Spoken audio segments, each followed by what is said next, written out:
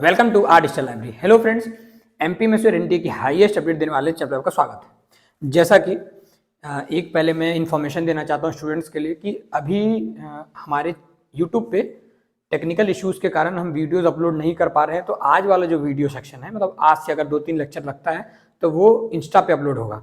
Insta की ID आप सभी को पता है और साथ ही साथ फेसबुक पे अपलोड होगा। तो फेसबुक और इंस्टा की लिंक आप सभी को शेयर कर दी जाएगी, तो उस पर आप जा करके ज्वाइन हो सकते हैं और साथ ही साथ हमारी वीडियोस की पूरी जानकारी आपको जैसा यूट्यूब पे मिलता था वैसे इंस्टा और फेसबुक पे मिलेगा। तो चलिए वीडियो स्टार्ट करते हैं। और आपको सर्च भी कर सकते हैं, तो our digital library Insta, our digital library Facebook, ये दोनों पेजेस में आपको मिल जाएंगे।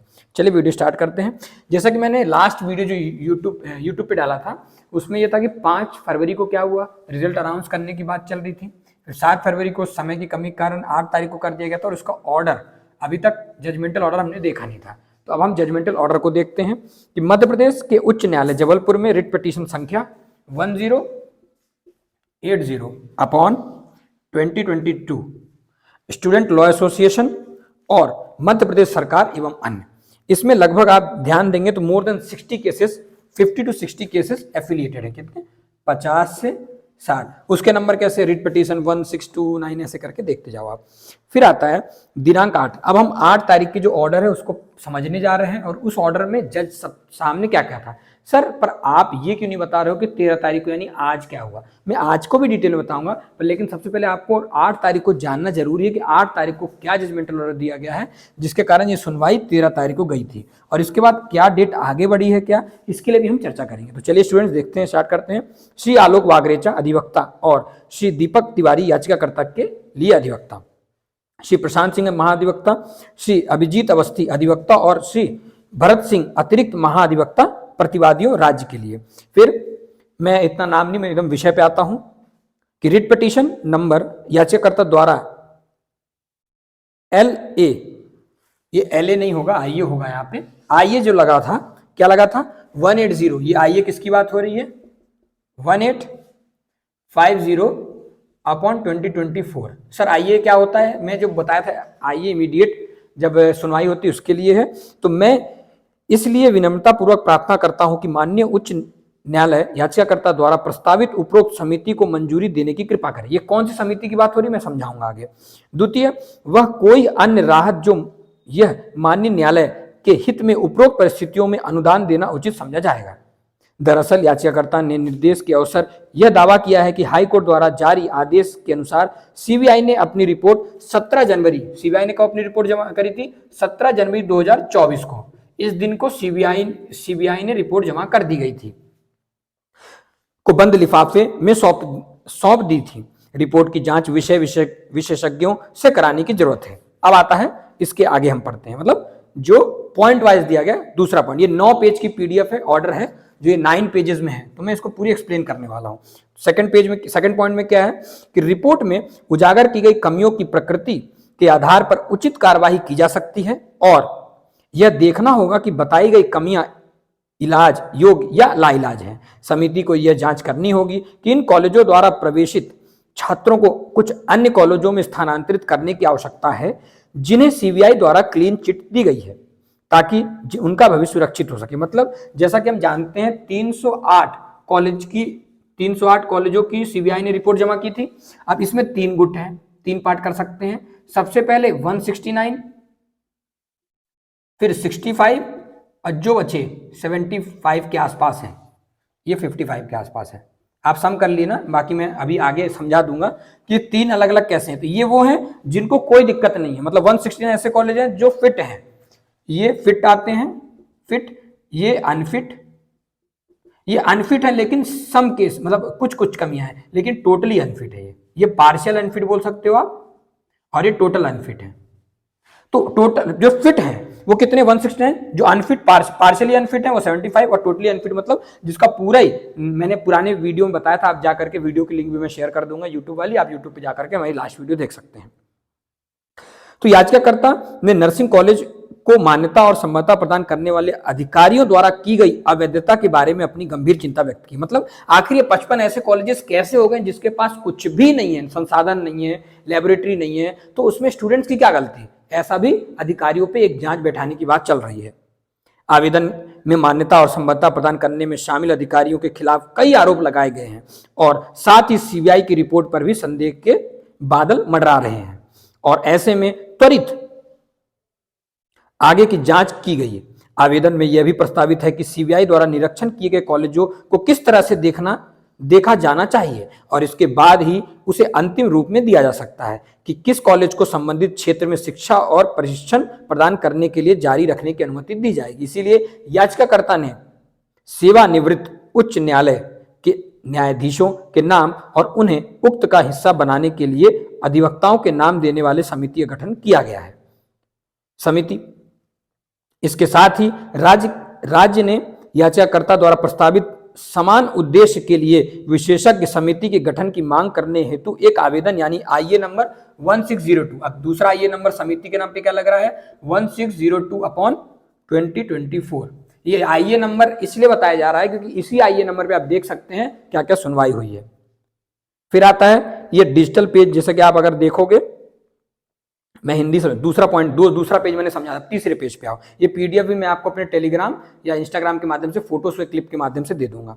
तीसरी, समिति समय की मांग है या नहीं और यदि हाँ तो इसे कौन से सदस्य होने चाहिए, मतलब इसमें कौन से सदस्य होने चाहिए, इसकी बात करेंगे। तो इसमें समझिए, हमने आवेदनों और मतलब हम इस समिति की बात कर रहे हैं, वो समिति कौन सी है, उस समिति में कौन रहेगा। अब बात किसकी है, समिति की। अब वो समिति कौन सी थी, ये आईए नंबर 1850, ठीक है। हमने आवेदनों और सीबीआई की रिपोर्ट पर बारीकियों से विचार किया है। हमारा मानना है कि जिन कॉलेजों को जारी रखने के लिए उपयुक्त पाते हुए सीबीआई ने क्लीन चिट दे दी है, उनके लिए किसी भी एजेंसी समिति द्वारा आगे की जांच की आवश्यकता नहीं है। मतलब जो 169 कॉलेज जो फिट पाए गए हैं, उसके लिए किसी भी प्रकार की समिति की आवश्यकता नहीं है। फिर आगे बढ़ते हैं। इसके अलावा जिन कॉलेज में कमियां पाई गई हैं, उन कमियों को दूर किया जा सकता है। उन कमियों को ठीक करने के लिए कुछ समय दिया जाना चाहिए। ये इन कमी जो अनफिट, पार्शली अनफिट है, इन कॉलेजों की बात हो रही है। इसकी जांच की जाएगी कि क्या ऐसे कॉलेज वास्तव में कमियों को दूर करते हैं और जारी रखने के योग्य बन जाते हैं, और उपयुक्त महाविद्यालय की सूची में परिवर्तन किया जाएगा। उन विद्यार्थियों के हित में ध्यान में रखते हुए जिनका प्रवेश अभावग्रस्त महाविद्यालय तथा ऐसे महाविद्यालय द्वारा किया गया है जो उपयुक्त नहीं है, क्या उन्हें उपयुक्त महाविद्यालय में समायोजित किया जाना चाहिए, आवश्यक है। समिति द्वारा इस पहलू पर विचार किया जाएगा कि विद्यार्थी को किस प्रकार प्रवेश दिया जाएगा। मतलब अब विषय क्या आ रहा है कि इसमें जो पार्शली अनफिट है, जिसको मान्यता नहीं दी जा रही है, उसका क्या होगा। उसके लिए साफ साफ क्या होगा कि क्या वो इन 75 कॉलेज के बच्चे, स्टूडेंट्स, 75 कॉलेज के स्टूडेंट को क्या 169 कॉलेज के साथ बैठाना चाहिए, क्या सीट वृद्धि करनी चाहिए, या क्या होगा इनके भविष्य। रिपोर्ट में आगे बताया गया है कि सीबीआई ने कुल 364 कॉलेज में से 308, जो मैंने ये वर्णन किया, तीसरे नंबर पॉइंट पे चल रहा है, 308 नर्सिंग कॉलेजों का निरीक्षण किया है, जिसके लिए उच्च न्यायालय ने निरीक्षण करने का निर्देश जारी किया है। लेकिन आईए नंबर जो लगी वो 18053/2022 में पारित आदेश के अनुसार सुप्रीम कोर्ट 364 कॉलेजों में से 56 को अंतरिम सुरक्षा प्रदान की गई।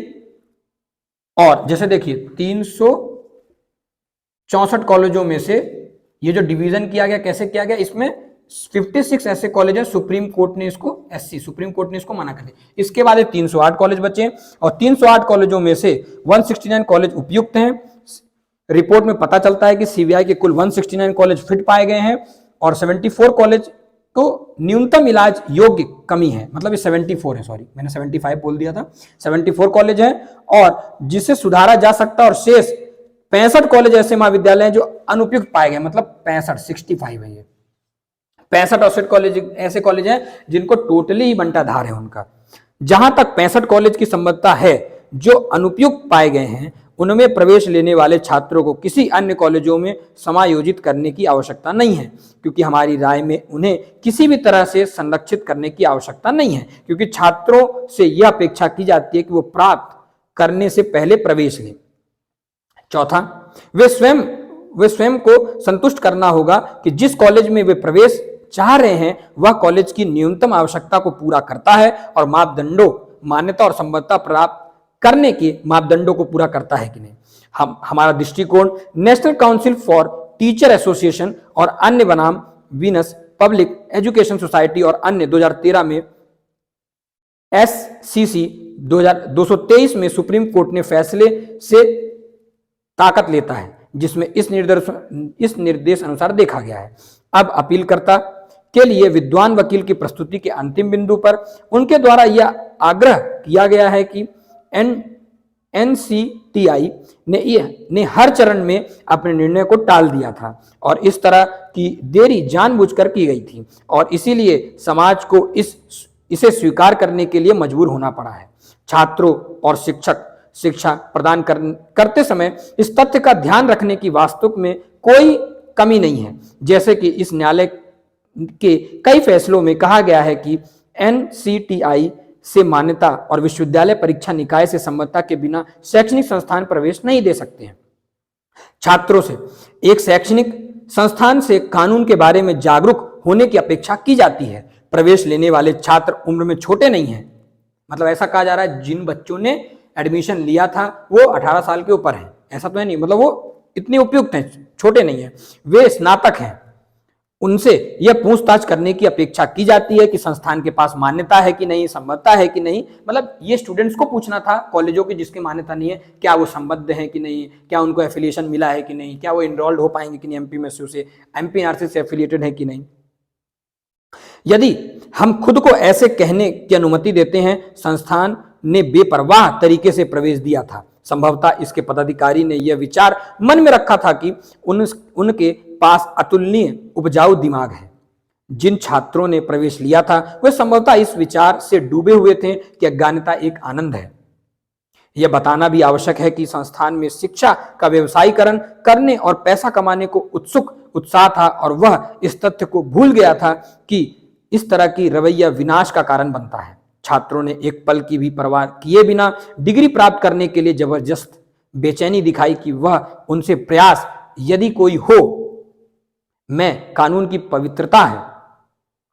इस तरह के दृष्टिकोण केवल शत्रुता लाते हैं। यह कहना गलत नहीं होगा कि ऐसा मामला नहीं है जो संस्थान या छात्रों को स्काइला और चारिबडिस के बीच चयन करने के लिए मजबूर करता है। इसके विपरीत उन दोनों से अग्रसर दृष्टि वाले होने की अपेक्षा की गई है।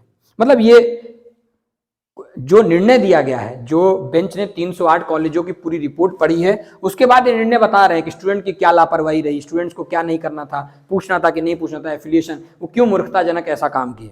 5वीं पॉइंट, मूल आदर्श वाक्य पारदर्शिता। अब 5वें पेज में क्या मूल आदर्श क्या है? पारदर्शिता होनी चाहिए थी। मतलब स्टूडेंट्स को कॉलेज के बीच और कॉलेज को स्टूडेंट के बीच में पारदर्शिता। मतलब कॉलेज में क्या इक्विपमेंट्स हैं पहले से, जैसे हम किसी कॉलेज जाते हैं तो उसमें लिखा रहता है कि in this college what do we have, तो जैसे लेबोरेटरी है, टीचर्स हैं, फेक फैकल्टी तो नहीं है, कि फर्जी फैकल्टीज है कि नहीं है, क्लासरूम प्रॉपर है कि नहीं, हमें देखना चाहिए और वहां भी पारदर्शिता होनी चाहिए।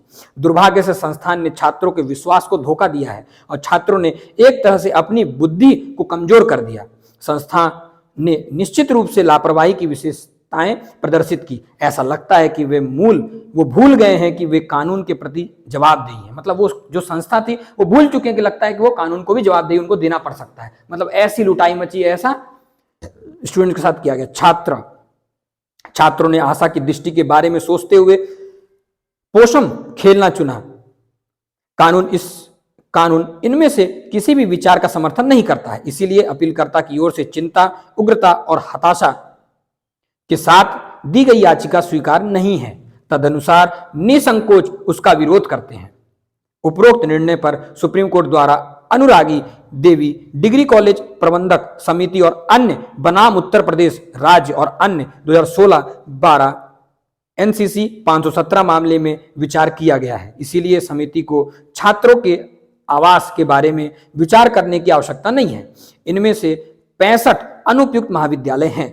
कॉलेज जिनकी संख्या 74 है, जिनमें छोटी मोटी कमियां पाई गई, जो मैंने कहा पार्शियली अनफिट हैं, वह दूर करने में सक्षम है। ऐसे कॉलेज के छात्रों को अन्य कॉलेजों में समायोजित किया जा सकता है जो उपयुक्त पाए जाएंगे और यह देखने के लिए गठित विशेषज्ञ समिति का काम है कि किस तरह से उन छात्रों को समायोजित किया जाना चाहिए। मतलब ये जो 74 कॉलेज के जो पार्शियल अनफिट कॉलेज है, या तो वो खुद में सुधार करें या तो इन स्टूडेंट्स को यहाँ पे 169 जो कॉलेज फिट हैं, जो समृद्ध हैं, उनमें डाला जाएगा।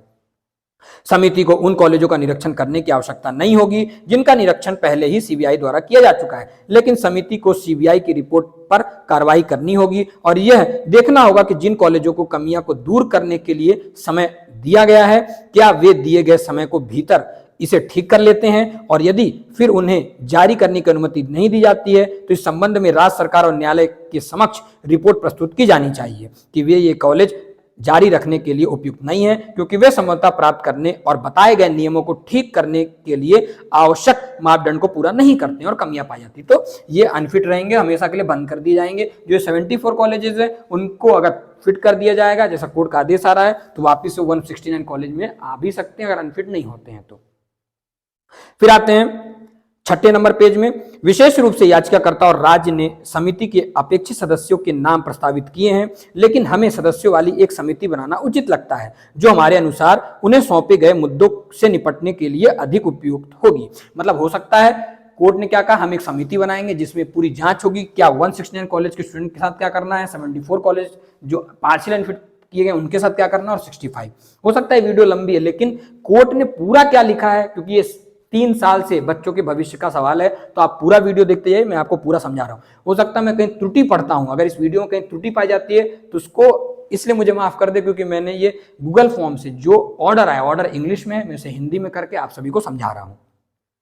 आगे बढ़ते हैं कि विशेष रूप से याचिकाकर्ता और राज्य ने समिति के अपेक्षित सदस्यों के नाम प्रस्तावित किए हैं, लेकिन हमें सदस्यों वाली एक समिति बनाना उचित लगता है जो हमारे अनुसार उन्हें सौंपे गए मुद्दे से निपटने के लिए अधिक उपयुक्त। मतलब सरकार ने भेजा है, जो राज्य सरकारों ने अपने नाम भेजे समिति के लिए, हम वो ना करके हम खुद का एक कमेटी बनाएंगे, समिति बनाएंगे। साथ ही हमारी राय में हम एक 3 दिवसीय समिति का प्रस्ताव करते हैं जिन्होंने कॉलेज शिक्षा और चिकित्सा शिक्षा के क्षेत्र में संबंधित 2 व्यक्ति शामिल होंगे, जिसकी अध्यक्षता एक सेवानिवृत्त उच्च न्यायालय न्यायाधीश करेगा, जो रिटायर्ड जज है वो रहेंगे उसमें। साथ ही साथ अगली तारीख पर व्यक्तियों के नाम का खुलासा किया जाएगा, तदनुसार उनकी सहमति मांगी जाएगी। मतलब इसके बाद जो नेक्स्ट हेयरिंग होगी उसमें ये पैनल तैयार की जाएगी, समिति तैयार की, जो ये तय करेगा कि 169 कॉलेज में क्या होना है, 74 कॉलेज में क्या होना है और 65 कॉलेज, यानी फिट कॉलेज में क्या करना है, पार्शियली अनफिट कॉलेज में और टोटली अनफिट कॉलेज में क्या क्या होना है।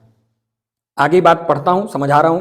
इसीलिए समिति इस बात की जांच करेगी कि जिन कॉलेजों में कमी पाई गई है वो पर्याप्त समय देने के बाद कमी को दूर करेंगे या नहीं और उपयुक्त बने या नहीं। समिति इस संबंध में इस न्यायालय के समक्ष एक रिपोर्ट प्रस्तुत करेगी और उसकी एक प्रति उन कॉलेजों के खिलाफ उचित कार्रवाई करने के लिए राज्य सरकार को भी देगी जो कमियों को दूर नहीं करेंगे, ताकि उन्हें तुरंत बंद किया जा सके। हमारा मानना है कि जिन कॉलेजों के असाध्य कमियां हैं, मतलब जिनको हम ठीक नहीं, आयुर्वेद में हम कहते हैं असाध्य रोगी कभी ठीक नहीं होता, उन्हें चलन की अनुमति नहीं दी जाएगी, मतलब उनको चलाने की अनुमति नहीं दी जाएगी और ऐसे कॉलेजों को बंद करने के लिए राज्य सरकार त्वरित आदेश पारित करेगा।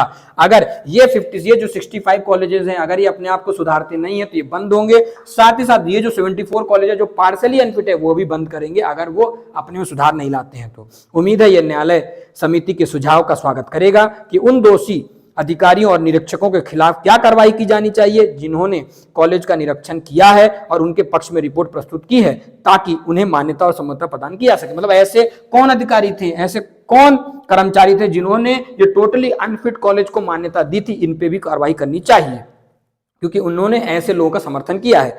इस न्यायालय के निर्देश का पालन करने के लिए दिनांक 17 जनवरी 2024 की सीबीआई की रिपोर्ट की एक प्रति समिति को दी जाएगी, ताकि जिन कॉलेज का सीबीआई द्वारा निरीक्षण किया गया है उनके खिलाफ सीबीआई की रिपोर्ट और शीघ्र कार्रवाई करने के में सुविधा हो सके। इसके संबंध में अपनी रिपोर्ट सौंपी।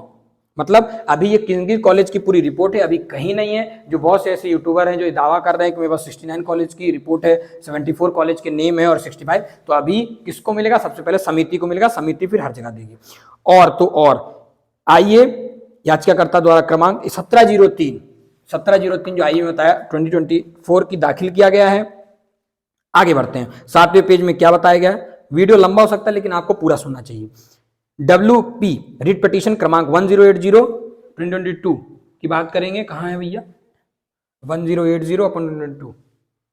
ये इतना लिख दिया हूं कि मुझे खुद भ्रमित हो रहा हूं।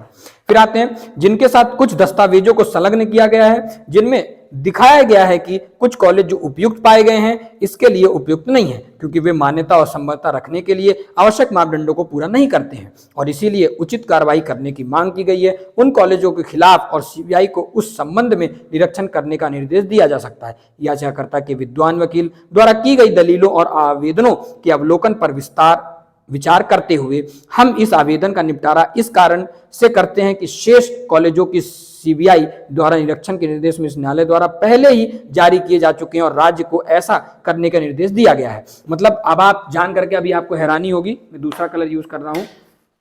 टोटल कोरोना काल में जो टोटल कॉलेजेस खुले थे वो करीब थे 700 और अभी तक आपको जान के हैरानी होगा 364 कॉलेज है। मतलब 364 को माइनस करें तो 6, 9 में से 3 और ये 6 में से 3, 336 कॉलेज की अभी जांच होना बाकी है। किसके द्वारा होगी? सीबीआई के द्वारा जांच होगी। आगे बढ़ते हैं। मध्य प्रदेश नर्सिंग नियामक समिति को मान्यता प्राप्त करने की आवश्यकता पूरी नहीं है, क्यों पूरी नहीं करने वाले कॉलेजों के खिलाफ उचित कार्रवाई की जाएगी। जो ये 65 कॉलेज हैं जो मान्यता प्राप्त नहीं, मतलब जिनको गलत तरीके से मान्यता प्राप्त किए गए हैं। इस प्रकार इस आवेदन में पहले भाग में इस न्यायालय द्वारा पहले ही जारी निर्देशों को आलोक में आवेदन का निपटारा किया जा सकता है। इस प्रकार याचिकाकर्ता द्वारा निम्नलिखित राहत की मांग करते हुए LA नंबर 1852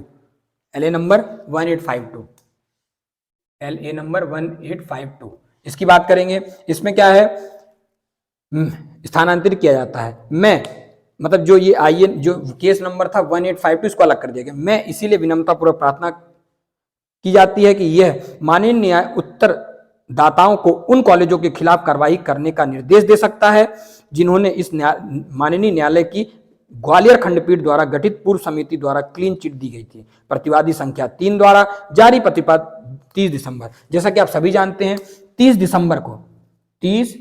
दिसंबर 2020 में ऐसी ग्वालियर खंडपीठ ने, ये डेट अभी क्लियर नहीं समझ आ रही, आगे बढ़ते हैं। द्वितीय व कोई अन्य राहत जिसे यह माननीय न्यायालय के हित में उपरोक्त परिस्थितियों में देना उचित समझता है। इस आवेदन का निपटारा भी इस न्यायालय द्वारा राज्य को निर्देशित करते हुए उन आवेदनों पर विचार करते समय जारी किए गए हैं। निर्देशों का आलोक ये वही है। फिर आगे बढ़ते हैं। अब पेज नंबर हम 8 में आ रहे हैं, आखिरी पेज है।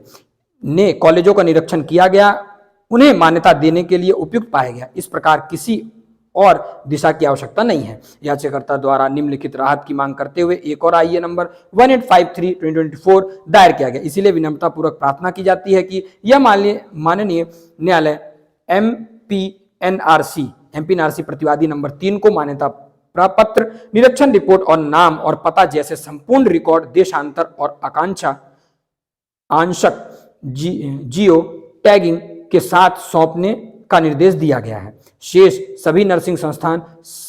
नर्सिंग संस्थानों के महाविद्यालय एमपीएनआरसी द्वारा मान्यता प्राप्त। द्वितीय, इसलिए विनम्रतापूर्वक प्रार्थना की जाती है कि यह माननीय न्यायालय एमपीएनआरसी द्वारा मान्यता प्राप्त शेष नर्सिंग कॉलेजों के खिलाफ अपनी जांच को शीघ्र और प्रभावी तरीके से पूरा करने की सीबीआई को निर्देश देता है। मतलब जो ये 336 कॉलेज बच्चे हैं उसको जांच करने के लिए आदेश कर रही है कोर्ट।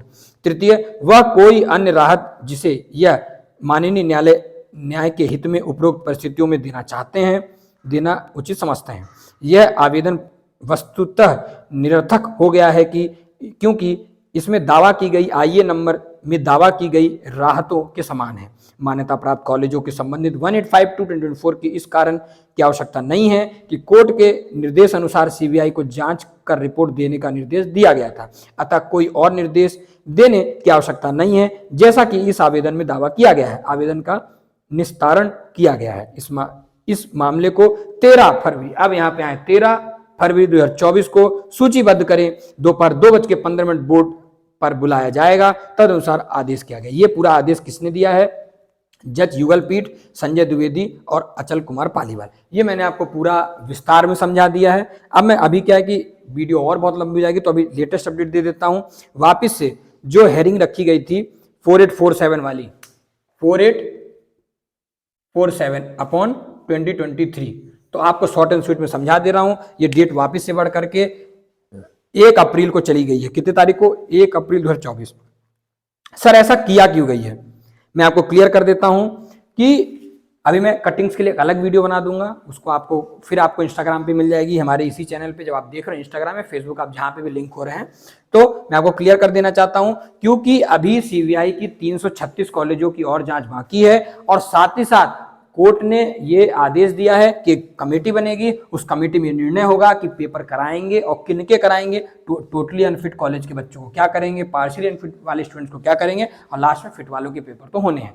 तो इसी तरह के अपडेट पाने के लिए हमारे चैनल आवर डिजिटल को सब्सक्राइब करें, बेल आइकन को प्रेस करें। अब मैं बेल आइकन तो नहीं बोल सकता हूं, चैनल को, मेरे मतलब इंस्टाग्राम को सब्सक्राइब करें, सब्सक्राइब तो नहीं कर सकते, मतलब आप लाइक कर दीजिए। धन्यवाद।